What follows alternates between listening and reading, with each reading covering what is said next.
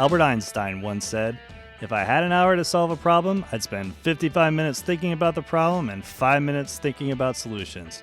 Well, Greg and I get together to talk about another Albert Einstein quote that we spend probably a little bit more than 55 minutes talking about the problem and maybe not quite 5 minutes talking about solutions, but we had a good time doing it, and we hope you enjoy it too.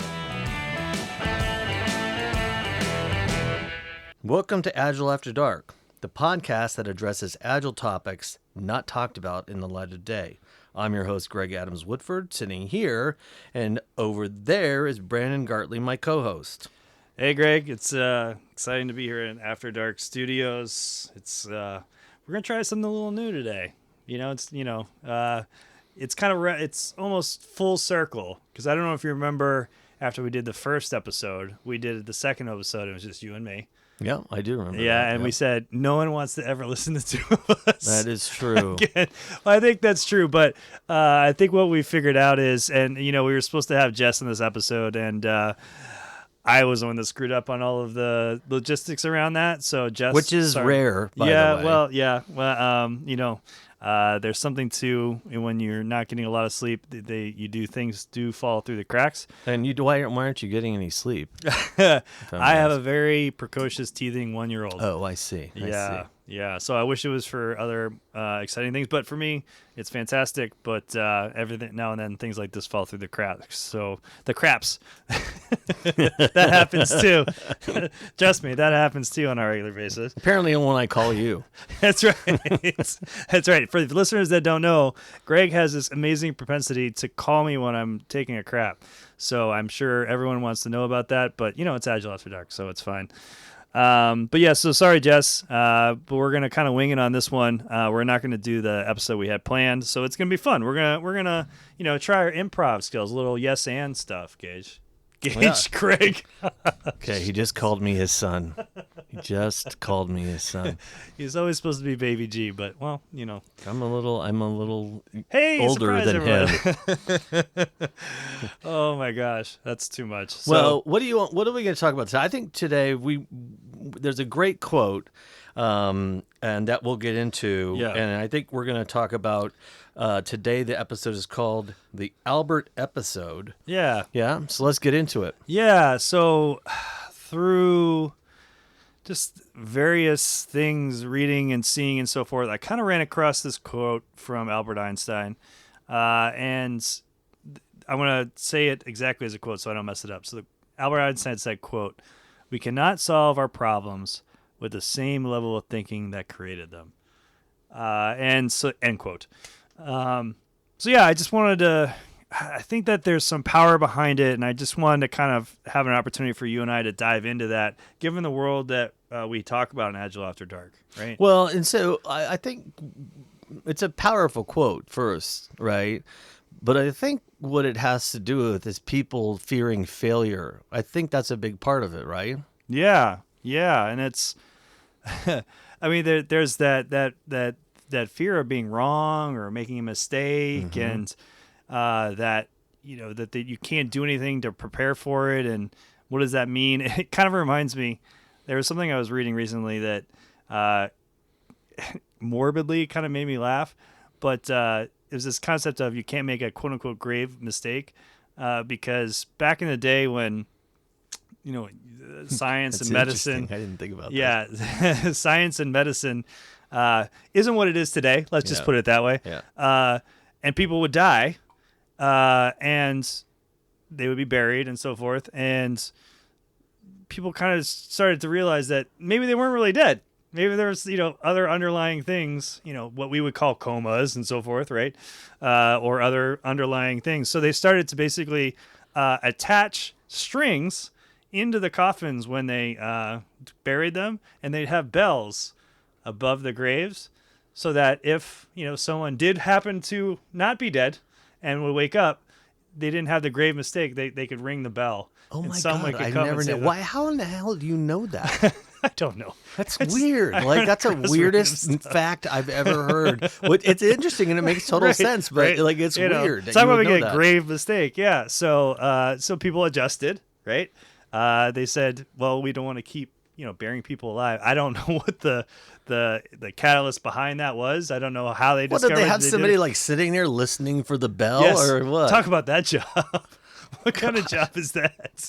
Oh crap! That sounds like Lenny over there. Get the shovel. Yeah, they didn't have backhoes or anything like that back then. So yeah, that but so talk about when we always talk about when we're working with clients and so forth. We always say no one's died, right? No one's Right, dying, right. right? Depending on what industry you're in, but typically Life insurance, that's yeah, an life issue, insurance, medical sort of stuff. There could be more on the line, but most of the time, the failure word, right, kind of comes around, and what we kind of run into, and you've said this in previous podcasts, is well, if we discover that in a post mortem, I'm doing air quotes again. I have a lot of air quotes already. We do a post mortem. Oh, that really was a disaster and so forth. Let's never do that again. And then it gets, put in a filing cabinet. Well, first somewhere. it's called post-mortem, which Yeah. means death, Yeah. which means whatever you were doing died. Like, Right, it's the dumbest thing ever. Someone's at the end of the project, like ding, ding, ding, ding, ding, ding. I Like, think I'm we should still- have renamed this episode talking about dead people and dead things. The Seventh Sense, right? Yeah. Like, yeah, someone on the end of the postmortem is like ringing their bell. But yeah, we can't continue to look at things the way that we've been doing. So that's kind of the Albert Einstein quote that really kind of struck me, which is that the things that got us into where we're at, right? What do? We do a quote unquote postmortem, and then we just throw a bunch of process in there, the P words from way back in the day, Greg. What was the process quote that you used to say? Process It's process is an articulation or an artifact of failed processes before or failed endeavors, and so you just keep adding more processes on to fix it, which just means you're never fixing it because you're not really trying to solve the problem. You're just using an outdated method and then you end up with this gigantic apparatus that nobody even knows how it started. Like, you know what I mean? It's like, well, how did this happen? I don't know. Like 2 years ago, we added this process. Well, we're not even doing that anymore. So why are we still, it's wasteful, Yeah, and I can give a specific example. I worked at a startup early on in my career, and we, it was in the late 90s. We were figuring stuff out, and like a lot of people were, not as well as some. Some people really cashed out pretty well from that time period. I did not, but we were kind of okay. We need to be able to file, because we were basically making it so people could donate to nonprofits online. Right, that was kind of the business. It was one of the first places that you could do that, and we went with a model which was, hey, we'll host the website, and then people can donate through us, and it'll go to the nonprofits. And we're not taking a chunk out of your donation. 100% of your donation goes there. Basically, we have a fee-based thing from the client that says, here's your total cost, depending on number of donations that you get. But we're not actually taking anything out of your direct donation, which other models would take a percentage. Or we'd be up to the nonprofits to create themselves, and there was a lot of investment, and it's not investment money that they had at the time. So in all, I thought it was a pretty good model. But we would be like, okay, we're doing this, and then we had the question of, can you donate across state lines to nonprofits and stuff, and what's the legal ramifications for that? Do we have to now, as a company, kind of declare ourselves a company in those different states? And I tell this really long-winded story to say, we just started. We were very reactive. We were like, oh, okay, now that we have to do this, okay, we're going to put a process on top of that. And we're going to make sure that we cross every T, every I. We're going to have these legal advice. We're going to do this and this. Oh, okay, another thing comes along the way, such as using nonprofits, images on our site. What does that mean? Okay, now we're going to go through this and so forth. Rather than just saying, whoa. Like, Yeah. The ball, what's the guy that's constantly pushing the ball back up the hill? Right? Oh, I can't remember. I want to say I know syphilis. exactly. Syphilis. Say that too. It's not right. That's not what it's it not is. syphilis. No. That's a whole other problem. Yeah. But no, this one is whatever it is. But that's what we felt like, right? And then we just never really caught up, And then we got bought by a large company that basically took our concepts and made it so you can do corporate giving. And I mean, it's true. If you're dealing with massive regulation issues, it is harder to have an agile mindset because, but you can work it into the overall framework that you're using. It's another step, but you can do it. It's not, that's just a side note. But one thing I wanted to talk about, Brandon, is what causes fear. I mean, because everybody, when you're a kid, I guess you're conditioned to say, don't mess up and don't do this and don't do that. And as you get to adult, if you do something, some things are worse than others, like, getting a DUI or something like that. But this failure is always intriguing to me because it's again, it's something that is imported into you, but that doesn't really exist because there's no way, based on that quote, that you can learn and grow if you're constantly in fear. And I think that happens in relationships. I think that happens in business. Like, we got the board to worry about. We don't want to take too many chances. We don't want to fail. And changing that mindset is a very difficult thing. I think part of it is, and it's just my opinion, and it's a podcast, so here we are, is some of that is that there's kind of an outside force, and I'm not saying anything in terms of those that believe in a higher spirit or anything like that, which I do, but there's kind of like things are just set up for me in a way that's the way the dominoes are going to fall. And I think that fatalistic thing. Yeah, kinda? it was like kind of like, I think it was Voltaire had a quote, something like, history never repeats itself, but man always does, right? Where yeah. it's not that it's history, because history is history, right? Mm-hmm. It's up to us to kind of say we need to look at things a little differently. Well, it's also using, by the way, history and storytelling are really important to help like solve this problem, because if you can look at the past, you don't want to repeat it, so it's informative, right, to move forward, right? But you also don't want to live in the past, so it's a balance. And I just don't think we're, at least in the Western world, I don't think we're taught that. And it's more about, oh, well, you did something wrong, and now look what happened, and that it should be, now look what happened. Okay, well, good. So now what are we going to do? Because we don't want to do that again. What are we going to do now? You come from the education field, so kind of interested from kind of like the pre-K to 12, right? So what, in terms of learning habits and so forth, and we'll get into this in one of our other podcasts in terms of kind of distance learning and all these different kind of learning habits, but I think that there's something along the lines of when we're trying to solve problems and we're looking at it, what's our natural tendency from how we've learned to solve problems? Kind of what was some of the things that you saw kind of in your career there in terms of? Well, I'll tell you, I guarantee one of the things that causes this behavior is testing. And it's not learning, it's testing. And everybody's tested, and the tests are prescribed. The tests judge you. You're completely at the mercy of the test versus, did you actually learn something?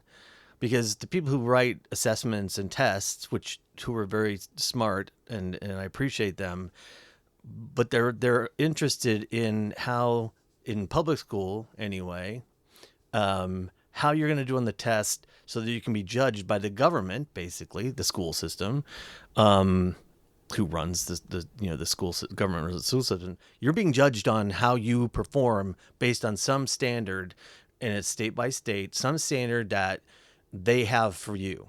Now because they're compensated on that test. The school's compensated, the district is compensated, the teachers are compensated on the results of those tests and how they did for the whole class. It has nothing to do with learning. It has nothing to do with, did they get the information? It's typically rote, it's not an engaged, relationship. It's just, here, learn this, take a test, and we'll see you later. Yeah, then you had the interesting kind of scandal, if you will. I think it was in Atlanta, where there were several levels of teachers and stuff that were involved with kind of changing the answers on the tests and so forth. I mean, and when you hear that, you're like, oh, bad teacher. But it's like, how desperate are you from that profession? And my parents were both teachers, so I'm kind of naturally defensive about teachers, right? So someone sees that and they say, "Oh, those cheaters," right? But I'm kind of like, well, what's the They're system? motivated, What's their right? motivation and so forth? And so, I mean, we're kind of edging around kind of what we were talking about, but I wanted to because that's a point that I think maybe we should explore further down the road. But I think what we're getting at was kind of testing being kind of a cultural thing, if you will, and we're not going to touch on the unconscious bias that are behind that and so forth, right? There's a lot of stuff that's Right. I think it's great that it's been coming out now, and that people should be reading up on that as much as But possible. think about it. If you go through 12 years of school that's based on testing, and you may be a bad like me. I'm a terrible test maker. My daughter is my older daughter is a terrible tester. I just freak out and I get anxiety because that's my own version of my fear of failure because I'm gonna be judged, and I can write an essay all day long, but taking a test freaks me out. And so that is, I'm guarantee that was something that over the years, and that's a long time if you think about it, and especially when you're impressionable and you're young, that creates fear, and that modifies your behavior in an adult. And I've had to unlearn it, even though I'm still bad at it, by the way. But that I think that's what causes that, and I think that again that goes back to the quote, right? Yeah, and so for me, that's kind of okay. We take that, and so therefore, there's this sense of right or wrong. There is no gray area. There is no Yeah, different way of doing that's right. That's things. right. So I've already started to unconsciously maybe create a pattern of, well, this is how I'm evaluated, right? And so some of that then starts to lead into whether you go to university or you don't, you go to trade school or what have you. There's kind of a right way to do things and a wrong way to do things, and I think that gets to what we run into with the Albert Einstein quote. You know, if we're having problems, the way that we got there is through some sort of method, through some sort of process of thinking and doing, right? Uh, and so, to our point, I think we said adding process onto that, probably additional process, probably not the best way to approach it. Some of it is probably some good inward reflection, so Yeah, not a it's postmortem. being it's being able to be retrospective without having judgment associated with it, right? Because Right. you can only, because again, people are emotional people, right? So Yeah. whenever you do something, I know that I'm, not guilty of this. Look, I just did that. Yeah. So that's isn't that You interesting? know what I Yeah, mean? you get So, there's a guilt behind but feeling like yeah. but you if you can be honest with yourself and say that's all right, don't worry about it. It's like when you ride a bike and you fall down and you have to get back up on the bike, and you got to, or horse riding or whatever, and you just keep trying at it, and you realize what you did and didn't do right. It's a world of binary that worries It me. is. That's the problem. So and the world's getting more and more Yep. binary. Yep. Um, You and I can have another whole nother podcast about that. yeah, and it's interesting in the world that we particularly work in, which is software delivery, which is built on zeros and ones. So it's kind of has an interesting sort of growth from that, because if you talk to people that actually build software and they're actually create. We've talked about this in previous podcasts. They're creative problem solvers. So they take what is actually very binary. It is it's zeros and ones. They take something like that and create something brand new out of it. Something that can honestly react to you, Greg, differently than it reacts to me. And the reason I think that we're in this world is not necessarily because we're like, yeah, isn't that great that we have phones that have more technology than the space shuttle? That's cool and everything, but it's more like, how do the things that we have enable us to enhance the world that we live in? And it's different for different people, but that all starts in a very binary thing, goes out and it's like this beautiful opportunity, and then goes back to being binary. Yeah, well, and why it's called software, by the way, because that it is an art, and a lot of developers, by the way, but I would say a lot of the good developers, they're willing to take risks, they're willing to try, they're willing to, and then good quality people are, it's the same, So I think that's for me, I love good developers for that reason, is because they do take this binary thing and turn it into art. Yeah. And it's not, and it ain't easy to do. I mean, it's a hard thing to do, but I think they're a good example of how to not be good. Not every developer, but good developers, they're not afraid to try stuff because they know they can easily change it, which is a different topic, Yeah. right? Because again, there's certain things like software you can change something. If you're publishing a book and you mess up on page 78, you got to redo the whole damn thing, and it costs a lot of money to do that, right? Yeah. So manufacturing is different. Yeah. But so there's and there's you have to combat that part because there's nothing you can really do about it. But anyway, so I think it's different for software, and that's what we typically talk about, right? Mm-hmm. But I just think it's an interesting thing, and I think about my own kids. And now I'm actually really thinking about it. Like, what have I done to help them not be fearful of the world and let them experiment and try and fail and then take a step back and say, it's okay. Let's just, what are we going to do different now? Yeah. And so before we go to the break, I think there's one question I want to put out there, which is, again, the quote from Albert Einstein is, we cannot solve our problems with the same level of thinking that created them. And I think naturally what I look at as a consultant and someone that helps at large enterprise organizations, I think problems, I think systematic, I think governance, I think, all of those things and so forth. Governance, I hate that word. It makes my spine. I know. But sometimes problems can be, honestly, how I look at things, Mm-hmm. right? Like Absolutely. I'm looking at I'm looking at something this way. Is that a certain type of problem? So, for instance, in my day-to-day life, outside of my work, right? If I'm looking at planning a trip, and I say, okay, I have to plan a trip, so therefore I have to figure out the dates. I need to figure out a plane, reservation, so forth and so on. What I'm not thinking when things come along, which is, okay, now there's a pandemic. Now I need to get, make sure I have all of the things that I need to make sure that my family's secure. All these things that they naturally weren't a problem. Yeah, you right? didn't anticipate You didn't anticipate any of those things. Because you can't anticipate Right. everything. And Right. people, that's part of the problem. I know we're going to go to a break, but Yeah. part of the problem is that people assume their plan and stick to your plan, and that's going to work. And it never does, because you can't control the whole world. I mean, if weather happens or something, happens, at the airport and you're delayed and then you miss your flight and then you go, like, you don't have any control over that. Well, yeah. So, I mean, some people are going to say, so what are you prescribing based on this conversation?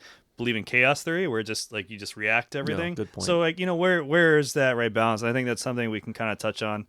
We're gonna have a little different middle section here, but and then kind of wrap it up with some of the thoughts on this. But if you want to give feedback based on this kind of interesting conversation that Greg and I are trying to have, and we're trying to spice things up a little bit. Or if you need anything about death, that's right. you can touch base with us. We can. If you want to figure out how to fashion a bell to your coffin, just email feedback@agileafterdark.com, and we'll try to get back to you with the answers that we can. See you on the other side.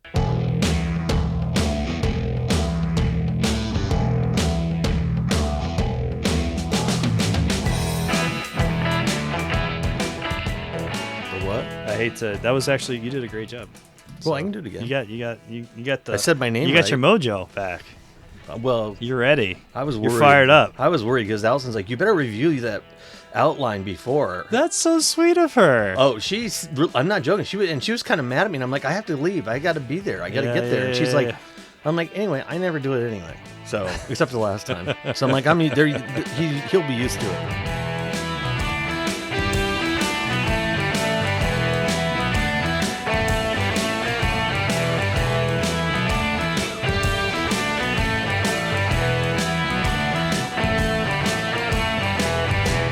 So we're back. Yeah, oh no. We're back, Jess. but no Jess. Oh, And we're back. So here's the thing. We've been doing this now for over a year, right? Maybe 2 years. 2 years. Yeah, 2 years. And yeah. so one of the things we want to do is ask questions of the two of us, and then hopefully you can also chime in on the on the feedback site, which we'll give you the URL to later. But one of the questions that's interesting is, what has been the tipping point in your career that you would share with anyone in our field? And I think this is a really important one because it's so diverse, so many different kinds of problems that exist. And how did you come about solving the problems that existed, and why did you buy in? That's my biggest question, is why did you buy into the Agile framework? Yeah. And mine is, I was a horrible project manager because I hated everything about it pretty much. Gantt charts, I still have nightmares. Yeah. But when I was reluctant, and I had to go. I know the word journey. Reluctant is to used. what? Sorry.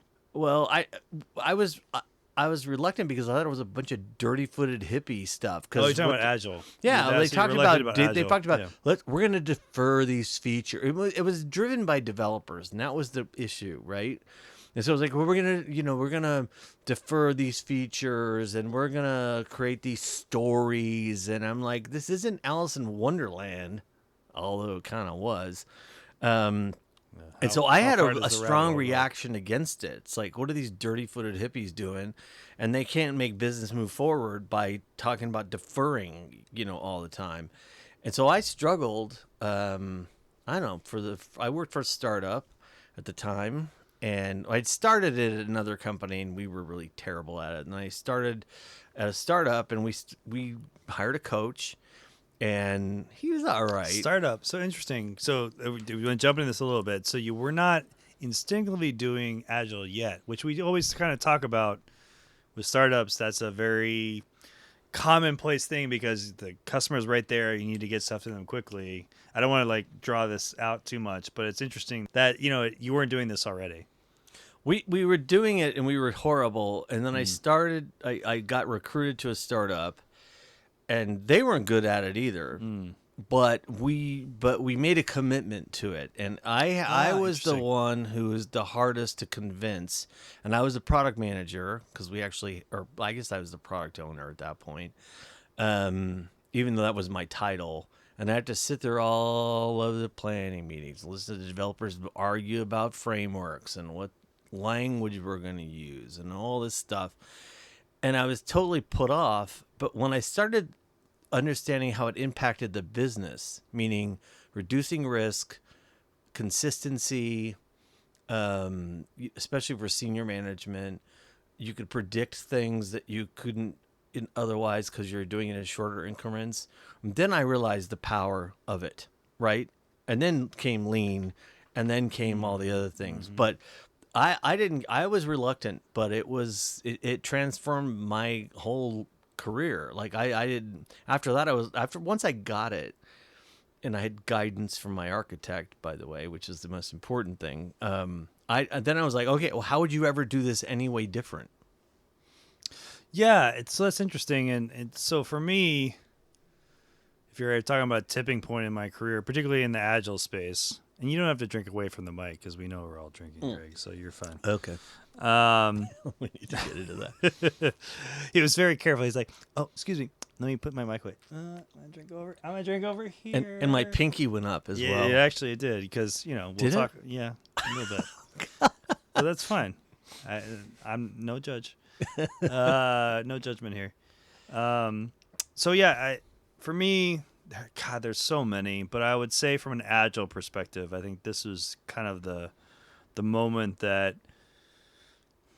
say I got it's not right either. It's, to be honest with you, I was just kind of forced into it.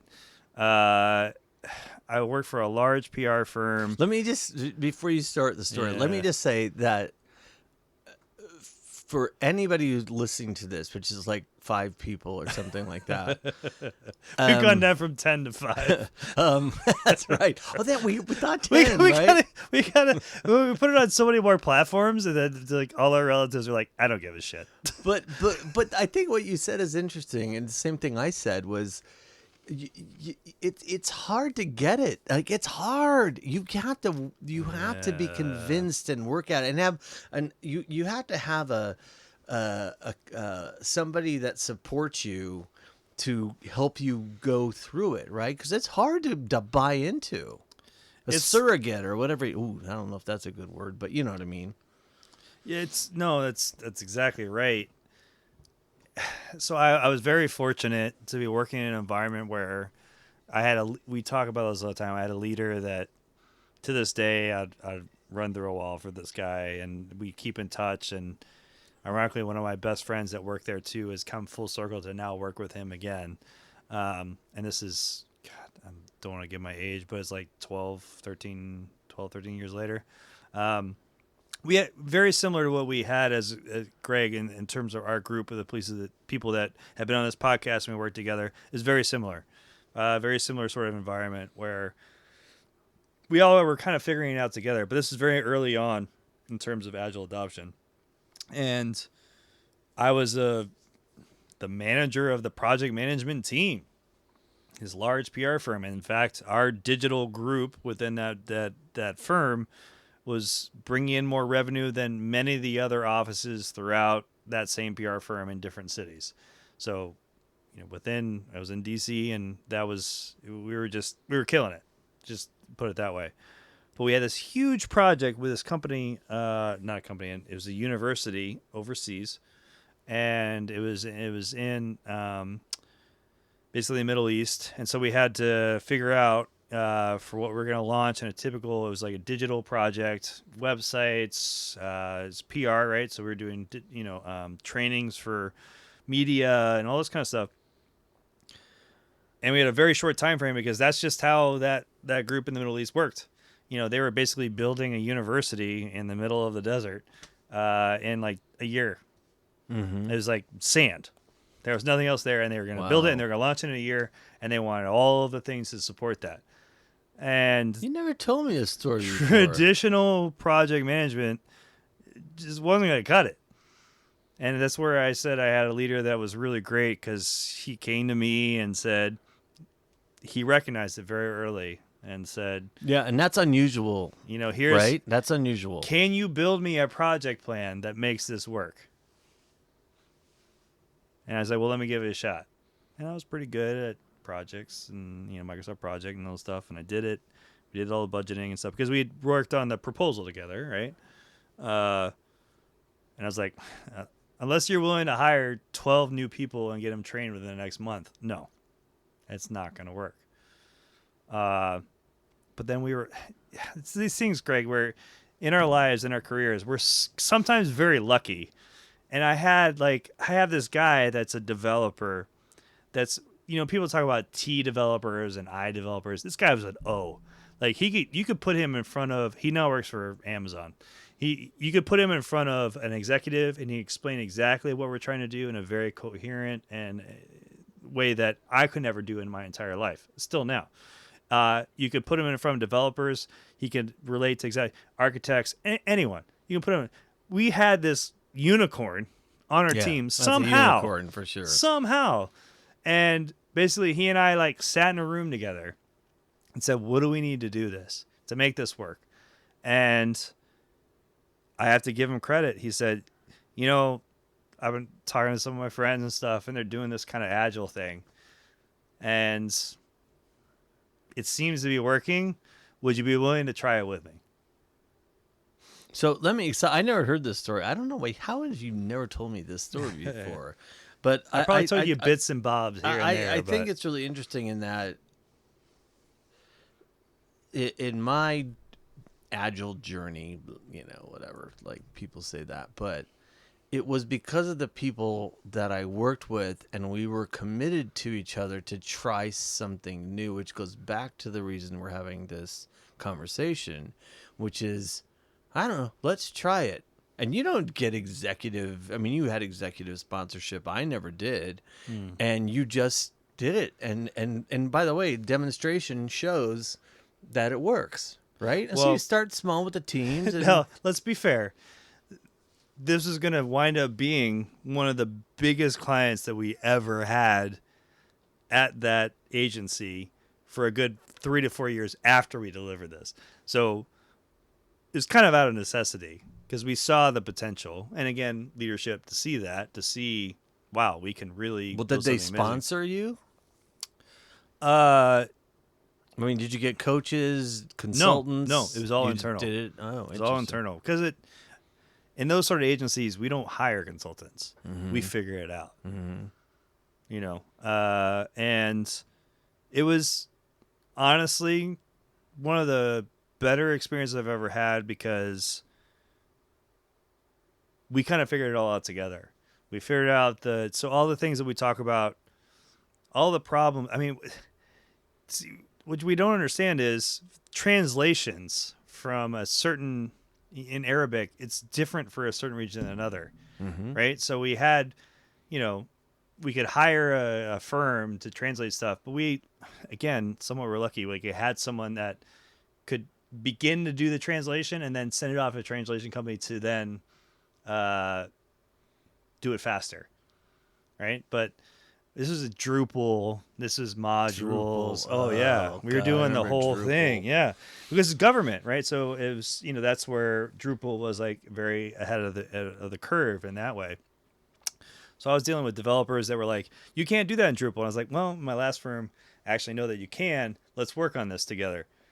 But this is where we talk about tipping points, and I don't want to drag this out too much, but when we talk about tipping points, it's just sometimes you're lucky, and I was lucky. I'm just going to put it out there. I was really, really lucky because as soon as that developer that I'm talking about, you're the man, dude. I'm He's gonna the dude. dispute you right now. Yeah. I'm gonna dispute you right now. Yeah.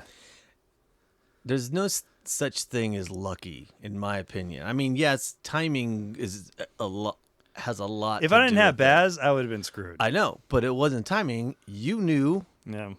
who to work with, how you were going to convince somebody to do it, how you were going to convince Well, I the didn't have wider leadership too. organization. I mean, that's the other thing. but- But we know it. But you're absolutely right. So this is very important. And when we're talking about solving the problems that we have with the new way of thinking, it's so funny because we came up with this section. It wasn't going to be related to necessarily what we're talking about, right?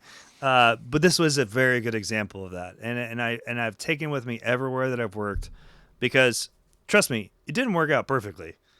We had stuff. So Greg, we had things where we were going to do a live stream of the launch of the university. By the way, they're still building the university within the last week. They have the spire and all. So there's, you know, there's all sorts of stuff that they're building within the last week, and they want us to do a live stream of the opening event. It's in the middle of the desert, so there's no like hardwire connection. So we're and gonna you're have not there. Oh, I'm not there. So we're gonna have to like figure out how to bounce the stream off of a satellite to where we're gonna go back.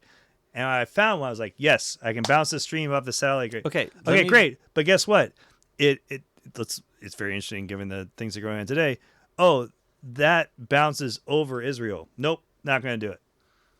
How did you find a satellite? How do you do that? I don't even remember, Greg. This is this part of my life that was a very stressful part of my life. Let's work on that because I want to find out how to bounce something off a satellite. And this is the world that I live This in. podcast could but- be bounced off a satellite. It could. Beamed to Watch the entire out. world. Watch out. It could even make it into Minnesota. Thanks, Jess.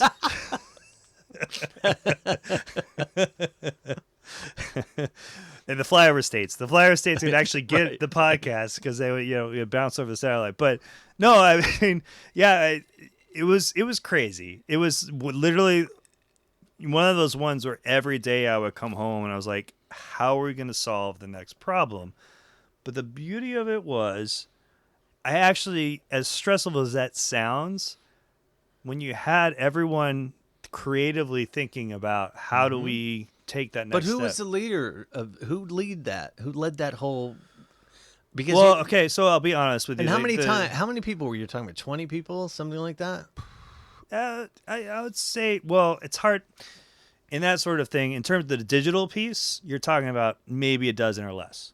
If you're talking about the larger media training and stuff, you're talking about like 30, Yeah, but 40, how did 50. you lead? I'm really interested in this story. You never told me this. I can't even believe that. But how did you lead them Because I down the blacked path? out. I blacked out through half of it. That's what happened. There were not drugs involved. No, we were living in DC in a weird time, and like, yeah, there was a lot of happy hours. Let's just I put know, it that way. but what I'm saying is that's because that's my my story is I worked my ass off to get everybody on board, so much so that it was the only time I've ever got senior leadership bought in. I used pragmatic marketing for that, and we transformed, and I made the IT director resign, which was unpleasant because my tirade, which my wife had removed me from the room when I was talking about it. But we did it. Yeah. I mean, we did it, and we created so many amazing people like Regender, and because man Regender, they bought into it because they understood, and you're like, oh my God, this changed my life. The way of thinking in this agile way helps me understand how to solve problems in a different way. So it's a chicken and egg question, right? In a way, which is, three of those people that, well, one of them was the recruiter that brought a lot of us onto the project that we worked on, right? Three of the six groomsmen I had were from that company when I got married. And really? Yeah, they're like some of my closest friends. And it's similar to. It's never going to happen. I'm never going to get married again. But like similar to, the world that, we'd built in the world that we did, like we just kind of. Are you sure you're never going to get married again? Because your current wife, as you respond Greg.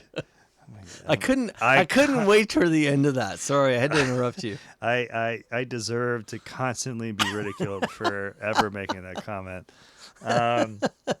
Yeah. So anyway. So sometimes because that's where I think there's a lot of tipping points in my life. Some of it is meeting you, working on the project that we did and the people that we worked with. That is a tipping point if you're going to talk about the Gladwell stuff. But I think for me, going from, wow, I kind of hate my life as a project manager. I honestly was starting to implement some agile things without knowing what agile was, because I would talk to a developer and say, you said you're going to get this done tomorrow. Are we still on track for that? No, I still have to talk to this person. Well, have you talked to them? No. I'm like, okay, I need to be like a mother. I literally have to get you two people. So we've talked about this in the past, right? It's like room. Project manager just pesters people to get things done hated versus my being job. being collaborative and saying, here's our goal. How are we going to get there? Everybody contribute, right? So, Greg, when I say I hated my job, that's a disservice to the amazing project managers I had on my team there, because they were actually the ones that drove me every day, because they were amazing people. They had amazing practice. When I talked about the woman that did the initial translation of the Arabic, she was one of my project managers. She now works for the IMF. She's a brilliant person that I was fortunate enough to have on my team. And I've just been very fortunate to have, and some of it was I interviewed, some I didn't. But honestly, without them, the day-to-day, I hated it. So I was like, my goal was to make them not hate life as much. And as soon as we started to do this sort of project in this way, that's what changed things. That's when I started to understand there's a new way of approaching today's problems in a different way, and not using the same ways that we've done in the past that created the problems that we have. Right. And some of it's by necessity, literally money driven, time driven, like all of those things that are the iron triangle of project management, scope, time, and whatever it is, all of those things that are normally there, they were still there, but it was not practical to do it from a waterfall sort of traditional project management standpoint. So that was definitely a tipping point for me. And as I said, I've been very fortunate in that situation to have the people that I had. And if you look them up on LinkedIn and all this stuff, I mean, their careers have just skyrocketed. I mean, they're executives at LinkedIn. They're like main developers at Amazon. Well, it's because you taught them a different way to solve problems. Well, we worked on it together. Right? No, it wasn't just me. We worked on it together. We struggled through it together. But it was a new way of thinking. It really was. We cannot actually make this work with the way we've done it. So what does that mean from a new way of thinking? So yeah, no, so and I my story is essentially the same thing. And it was once I got convinced, and I worked at a big education publisher. I was just it wasn't nobody's going to get in my way.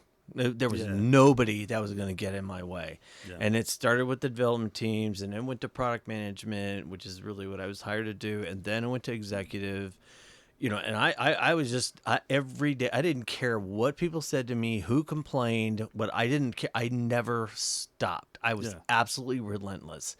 And eventually, everybody I can't was see that like, at all. Yeah, well, especially the way I'm just talking just now. But there's a lot of finger pointing going on right now. Yeah, that you can't see on the podcast, and but hand wringing as well. But eventually everybody was, not everybody, because it's hard to get everybody to buy in. But for the most part, I got enough buy-in so that people were like, yeah, this is a much better way to do things. Finance is a great example of that, which is yearly budget. Okay, let's start in January, we'll end in November. Oh, and then we'll restart in December for the next year. And it's all fixed, and it's totally stupid. And when I was working with finance, friends of finance, you have to be friends with finance. I was we went to a quarterly review. Well, actually, we went to a monthly review, by the way, and I could shift money around depending on what product needed, what it needed, and that was huge. And when was this great? It was like this, not quite the Stone Age, but the dinosaurs were gone. It's past ancient Greece. Like, Caesar definitely been stabbed. But how much after that? It was in the late. It was in like 2018 or something like that. Oh, okay, shit. Well, that was a lot more recent than I thought. Yeah, no. When we did that, and we started doing it. Again, it's just like you were talking about. We did it out of necessity because it's like, hey, this product's getting killed. We need to focus on making sure this product gets content upgrades. I'm taking money away from this and putting it over here so that product can be successful, right. Yeah. But that's not a typical finance position, Yeah. Well, as we talk about the Stone Ages, let's roll that rock. By that Sisyphus, it's not syphilis. Sisyphus. Yes, that's right. Yeah, Sisyphus. Syphilis is more of a painless sore that starts, which is kind of. Well, he might have had it because he's doing something stupid all the time. That's true. So we're gonna take a break and come back on the other end.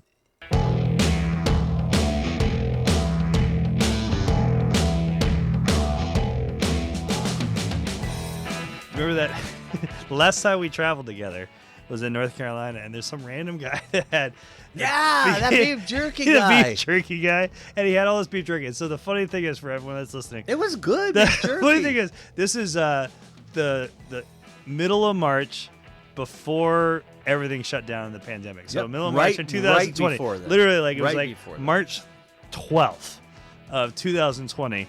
We're at a hotel, so we're sitting there we're like, oh, you have jerky, and we're like literally watching the TV. It's like NBA is shutting down, and we're like, oh, let me give you something. And we reach into this bag that everyone else has reached into. We're like, jerky, and I'll never forget. The next morning, I woke up and I was like, that was probably a really bad idea, given there's Well, by the way, you gave me all yours because you're like, I don't want it, and I like beef jerky. Yeah. I was like, okay, I took it, and then I just threw it all away.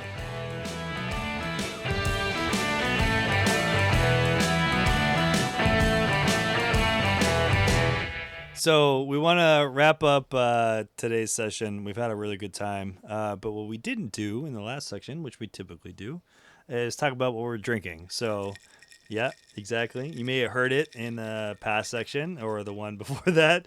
But, Gregory, can you give us an outline of... Yeah, you know what? I've been into recently... I've always loved bourbon. Yeah. I used to drink it straight.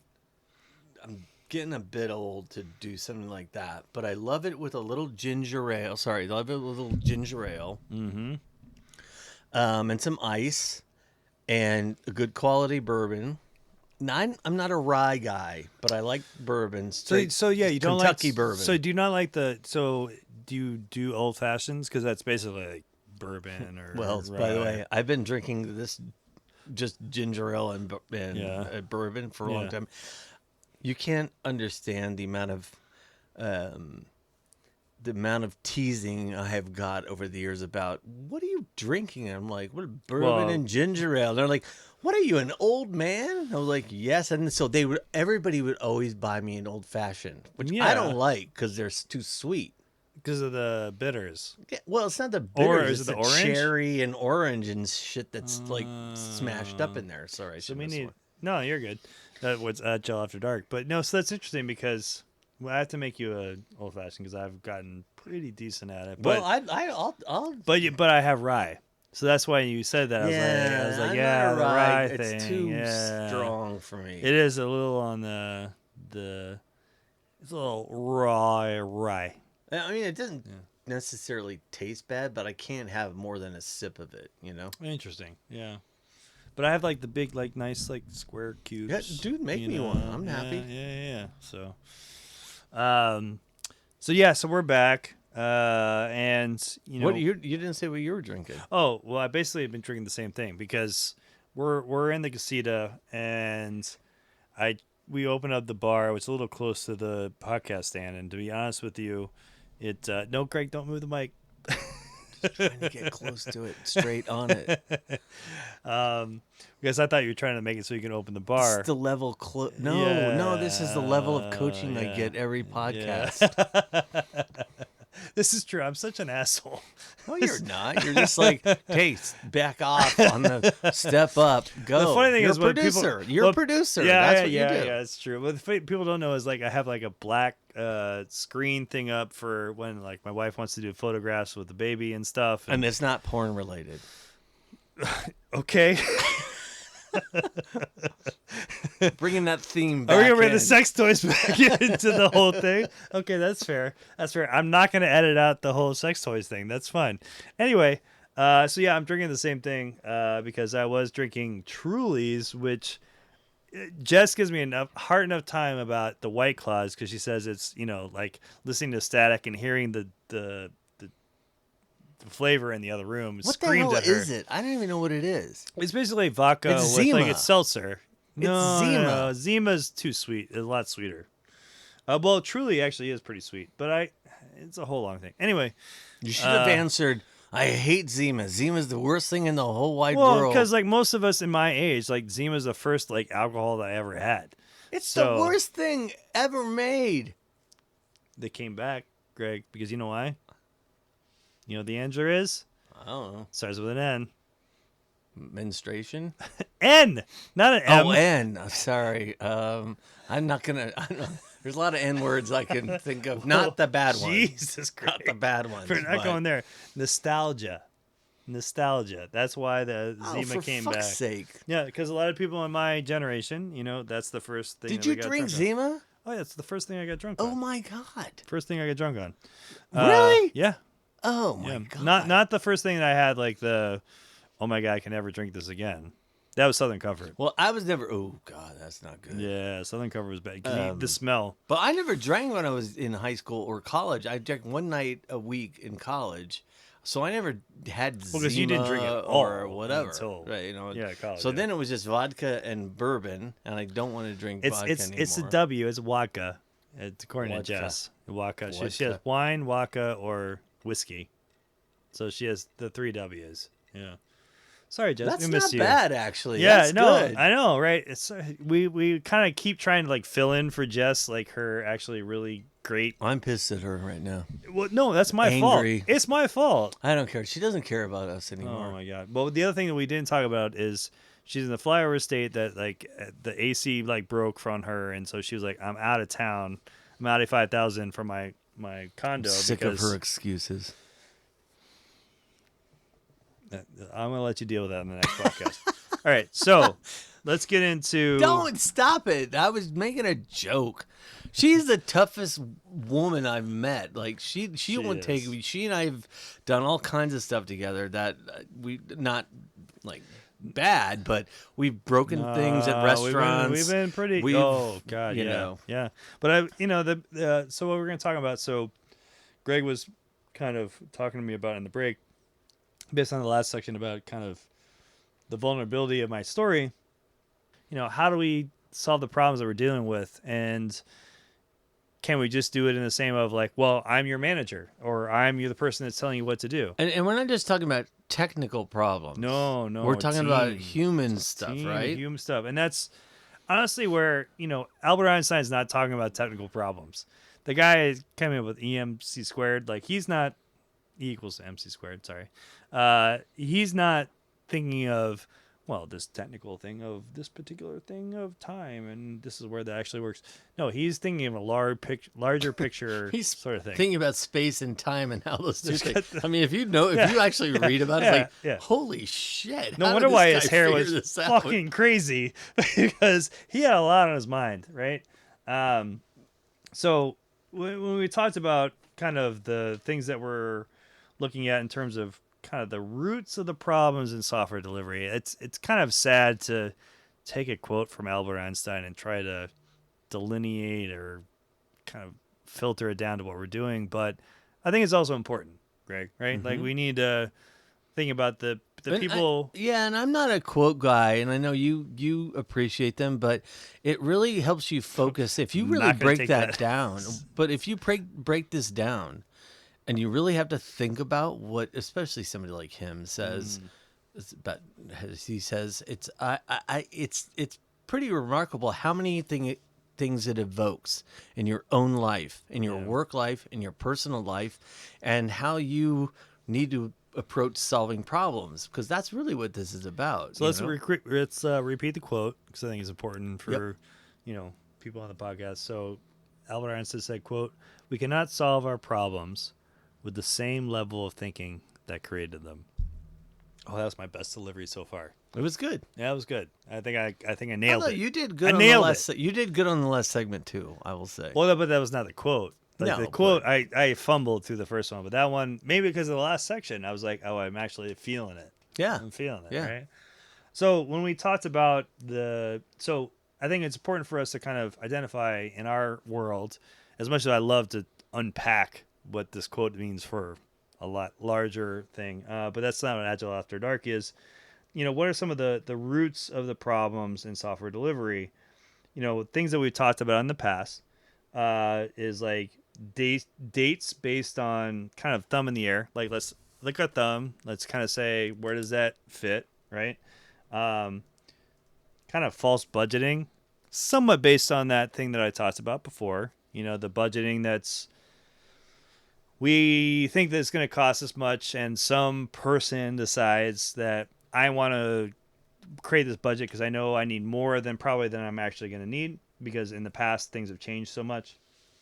What are some of the things in terms of, oh, I made notes and I can't read them. Jesus, Greg. Prioritization. Prioritization. We talked about that. I'm glad I was able to read that after a time, because it's important. And what does that mean in terms of messaging with teams, in terms of prioritization? So these are some of the roots and problems that we're talking about. But from that, let's talk about some of the current approaches to those problems. Well, I think I'd probably, the dates thing is kind of obvious, because they're just, again, you're lying to yourself.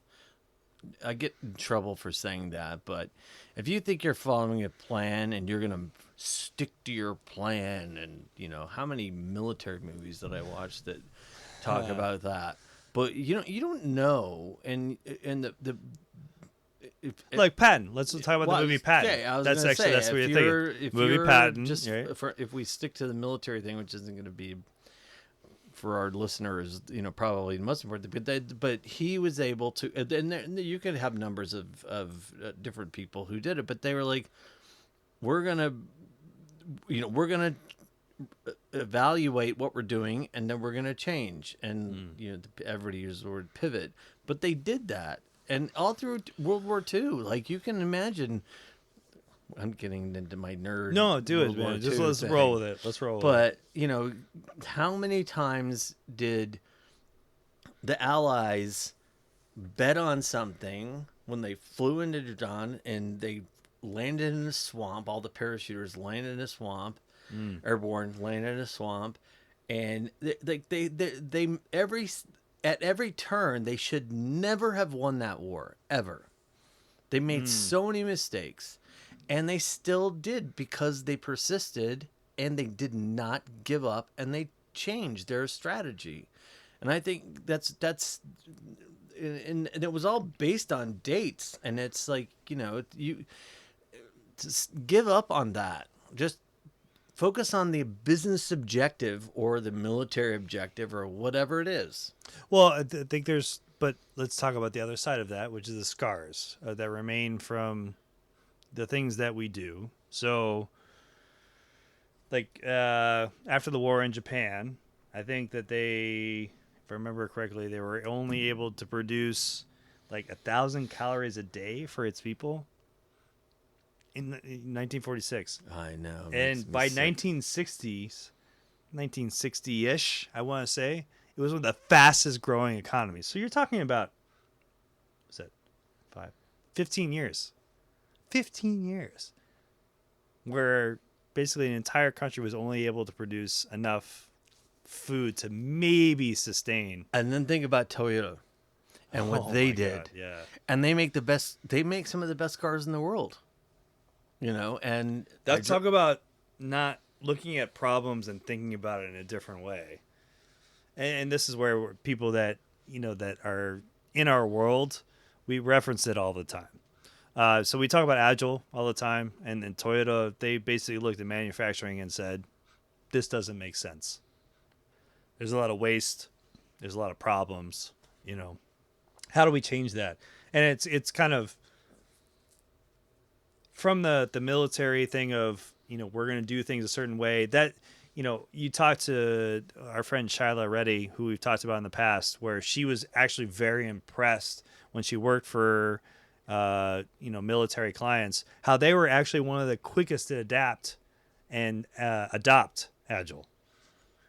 Because they realized we can't sit and rest on how we do things. Right, and that's where the whole concept. I mean, it's the whole squad thing, which is there's a huge hierarchy, and you do what you're told, and there are orders. But when things get bad, your squad is in charge. It's not about you listening to whoever. You have to just work together, and that's part of that training too, right?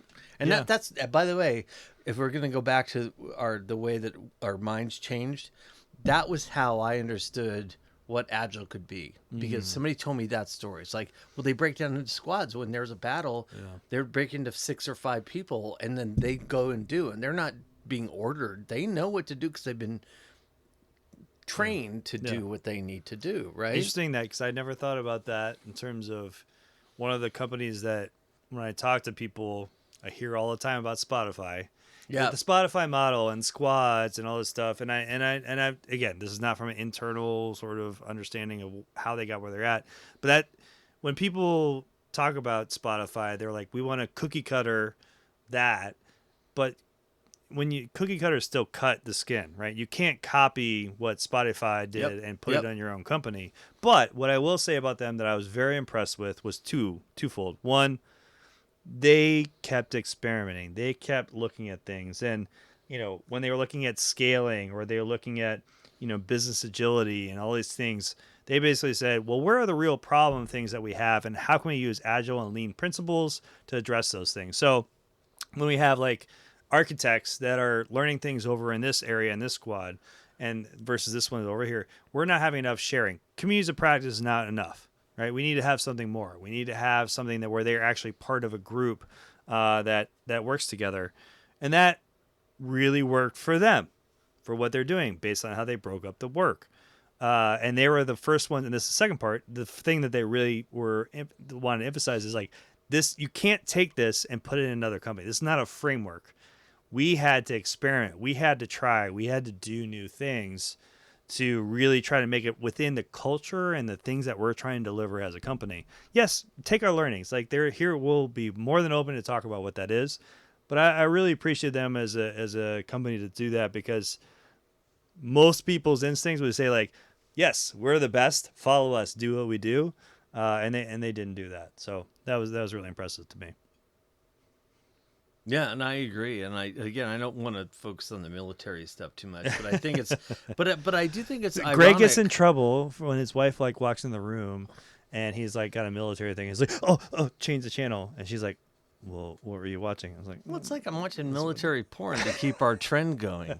But the thing is, it's really interesting to watch how teams organize themselves.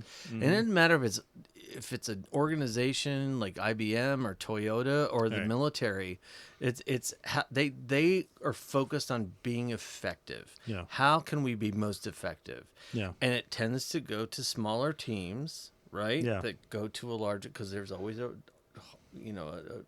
hierarchy of things. But I just think it's interesting to see the patterns. We talked about patterns patterns earlier, important. right? Yeah. And I think that's interesting to watch. That's why I always love how I'm always like, why did they mess up? How did they not figure that out? How did that? And it's because they didn't have a cohesive understanding of what was happening. I mean, again, it's not perfect. You don't know everything, but they have adjusted and they adapted. This is the stories that we shared in the last section. I don't think anywhere in the things that we shared in terms of tipping points for us will we say it was a binary decision. It was not a 0 or a 1. It was very much a adjust, try, experiment. And that's kind of where, I kind of want to kind of conclude what we're talking about is the general way that Agiles look to approach problem solving is I have to always give so much credit to the people that came up with the manifesto in 2001, because they didn't make it a bunch of like rules and processes and stuff that you have to follow. Like, no offense to PMP, because it's people that do that and do that on a regular basis I'm very impressed by and I admire them. But the Agile manifesto and the principles, like they really kind of kept it very broad. But now what we see is that companies are trying to look at scaling, because it was very much focused on teams. It was very much focused on how do we get teams to use principally learn from XP and other things to deliver things that are prioritized. And we have consistent, persistent teams, which as we talked about, is it can be a very challenging thing for organizations to understand. But over the 20 years, I think organizations started to get it. Now, what's the real challenge? Well, scaling, right? Is that a new way of thinking? And when you're working with large enterprise organizations, you got 300, 500, 600, 700 teams.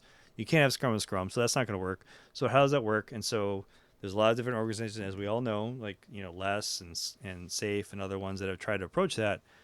And for me as a coach, I'm kind of always looking at that and saying, gosh, yes, you were right on point in the right time. I mean, I was one of the first people to implement Safe at a large consulting firm, and it saved my project. It was going to be a disaster if I didn't have some way to look at it in a broader scale, whether it be the architectural runway or anything like that. But what I will say is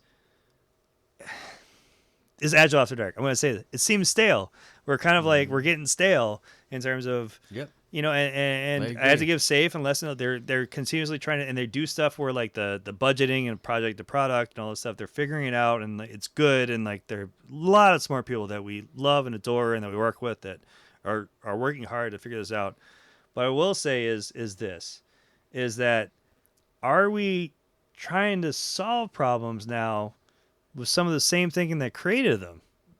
To go back to the quote that we started with, now that we've started to adopt this on a regular basis, are we kind of getting too into the way that we've done stuff and not thinking in a different way? And that's a very broad question, but I feel like it is. But Because even this with business Agile, agility, so this business agility yeah. thing is what, because basically we're trying to basically say to companies, take agile and lean principles and apply it to how you make your business decisions, and that's the way that it's going to all flow down. And I think we need to think in a different way. I think that we need to, you know, stop giving so much weight to the portfolio level and so forth, and too much weight to the team level, and have it kind of be synchronized between all of those groups. And what that looks like, I think Greg and I have some ideas, but we don't want to like give it all up in this. but I would just say this: Agile is the new norm, Yeah, that's a good way of putting it. Yeah. and business Waterfall is a little, kind of I outdated. mean, Yeah. Agile's But by the way, we've always said waterfall has its place in certain it projects and so does. forth. In Boom. manufacturing and whatever, Yeah. like it does. But Agile's the new thing. Everybody thinks Agile's going to solve all of their problems, and it isn't going to solve all their problems. Let's be honest. It's not. I mean, you have to have good management, good teams, and the human work that goes into that, and reading a room is more important than just some technical framework that you think I'll solve all my problems if I use this equation. It's not. It's human at the end of the day. It's all human. And that's how you make change, is connecting with people. I would put it this kind of a few different main ideas around it. One of them is learning, not levels, right? We can't say that the way that we approach things from a team level to a portfolio level to a C-suite level, the principles about what we're trying to do have to be the same, right? So that's number one. Number two, I think Greg and I have kind of been batting around an idea what we call like the Goldilocks guide, right? I mentioned before, you can't cookie cutter from one organization to another. If you put a cookie cutter on your finger, it's still going to cut you, right? So understand that you can't take one thing from another, but you still have to be unique without ignoring patterns. We talked about patterns several times during this podcast. Like you can't ignore it, but you also can't say that the patterns are exactly the same for everyone. The other piece is, I'm a Michigan fan, so for those that know that, What? it's all about the team, What? the team, right? You can't go it alone. It's all about being part of a team. And what does that actually mean? Like I could sit on, the ivory throne and I say that this is what I'm going to do, or in Game of Thrones, the sword thing, whatever that throne is. And we all saw what the result of that is. It's a disaster.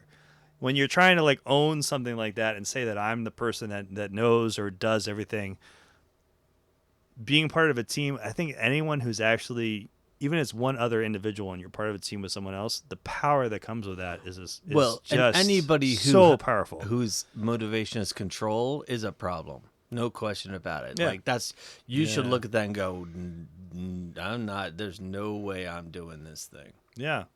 And then, kind of the concept of just remember to chew. Like finding a pace is critical, right?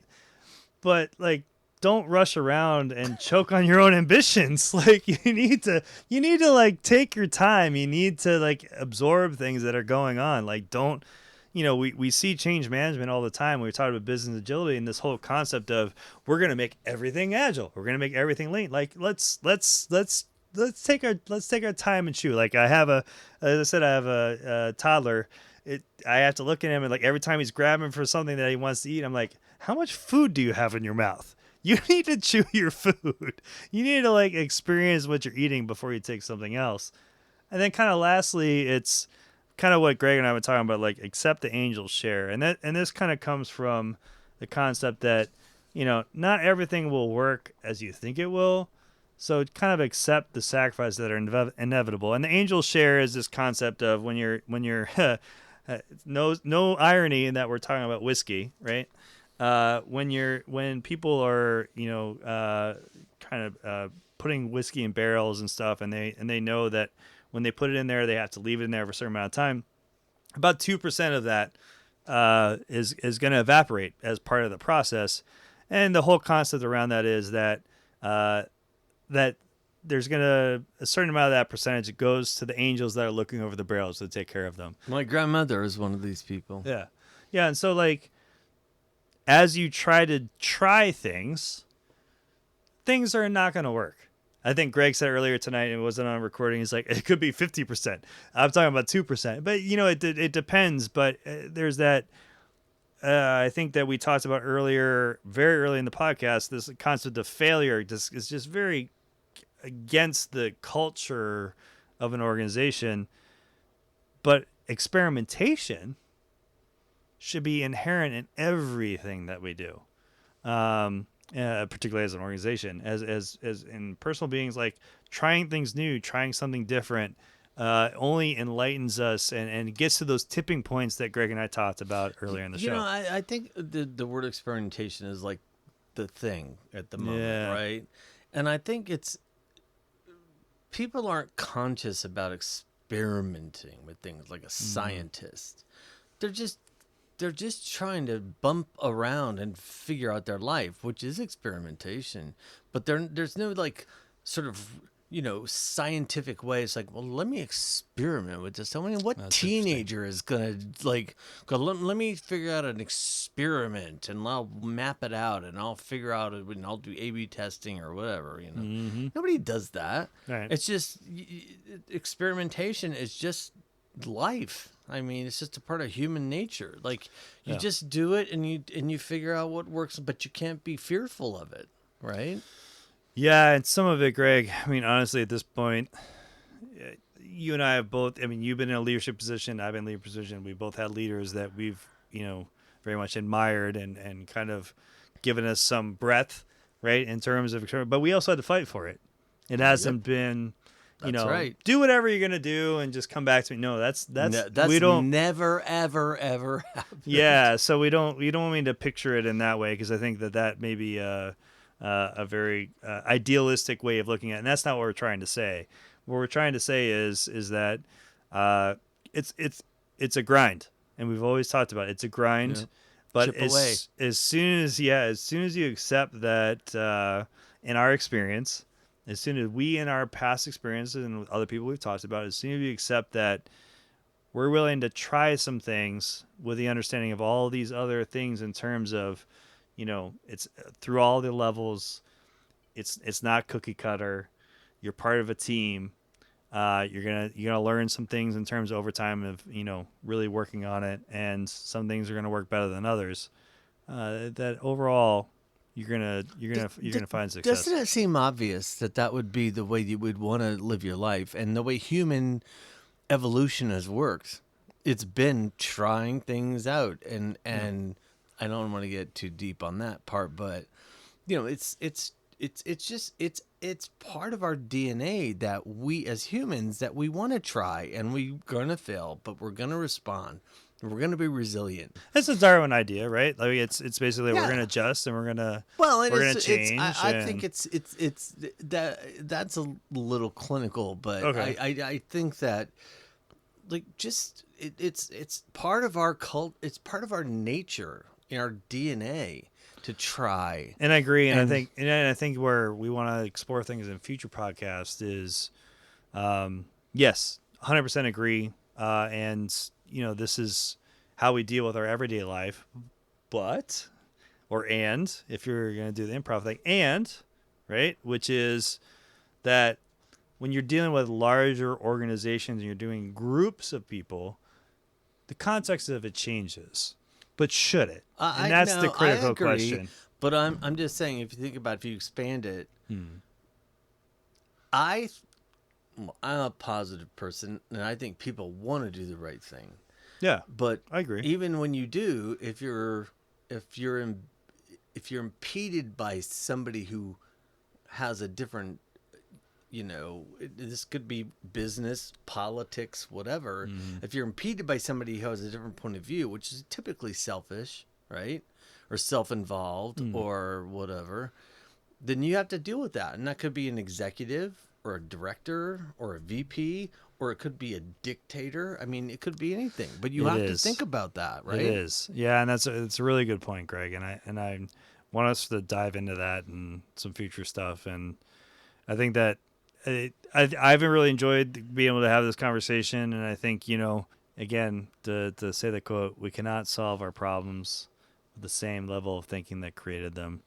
I hope that you all have an opportunity to think about that, think about the things that we shared today, and that we can kind of take that in our continuous conversations about what the hell we're drinking. And we're just messing about and having a conversation, but I think it's relevant, Yeah. to people. And I think if you can take a humorous Yeah. view to, or an honest view, innocent view to it, I think maybe if somebody more than 10 people listen, I think it'll be, I think a good thing. I'm off the mic, so Yeah, well, we're gonna continue to have conversations, continues to have drinks, and again, as always, we appreciate your feedback. So send it to feedback at Agile After Dark. Check us out on Spotify and Apple, iTunes. We're there. We're here. We're everywhere. So looking forward to talking to you soon. bye. Cheers.